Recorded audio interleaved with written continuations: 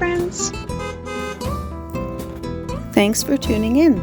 If you like this video, please give it a like, comment below, and take a moment to subscribe to our channel. Welcome to Hinton, Alberta, a small town nestled on the edge of the Canadian Rockies. This community is known for its natural beauty with forests, rivers, and mountain views in every direction. Hinton was officially established in the early 1900s, and it has grown steadily ever since.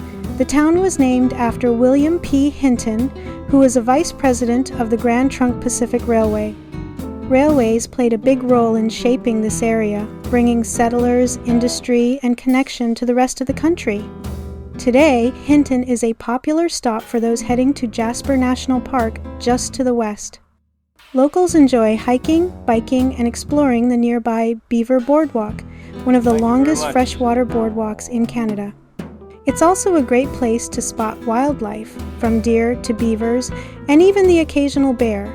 Whether you're here for a quick visit or planning a longer stay, Hinton offers a peaceful escape with plenty to discover. Thank you for joining us on this tour of Hinton, Alberta.